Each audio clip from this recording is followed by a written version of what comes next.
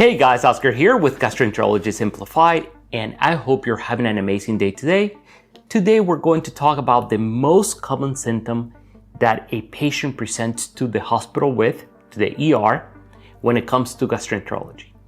The most common symptom is abdominal pain. The patient could be experiencing epigastric abdominal pain, right upper quadrant abdominal pain, left upper quadrant abdominal pain, right lower quadrant abdominal pain, and or left lower quadrant abdominal pain. Depending on the type of pain that the patient is experiencing, then you have to go ahead and get a good history. You need to make sure that you get a good history because this is the key. The patient pretty much will give you the answer if you get a good history. Now, your job as a provider, as a new physician assistant, nurse practitioner, or a new medical doctor, your job is to confirm the diagnosis. How are you going to do that? Well, you're going to get a very good history because that is the key. They'll give you the answer, the patient will. Then you're going to get some labs depending on the diagnosis that you suspect. Then you're also going to proceed with a radiological study depending on your suspicion. I'm going to give you some samples here.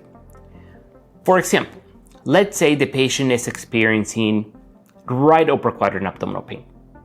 So you suspect acute cholecystitis. Then you're going to go ahead and get an ultrasound of the right upper quadrant. And if needed, you're going to go ahead and get a CT of the abdomen and pelvis. When you get a CT of the abdomen and pelvis, it is ideal to get it with IV contrast, if possible, of course, if the patient's kidney can't tolerate it.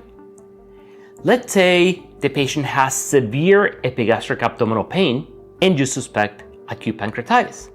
Then you need an ultrasound of the right upper quadrant because the patient could be experiencing gallstone-induced pancreatitis.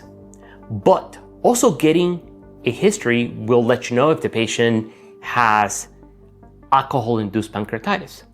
So that is the key. So you get the ultrasound of the right upper quadrant, and if needed, you may also need a CT of the abdomen and pelvis with contrast because you need to assess for acute pancreatitis and any complications that this may bring.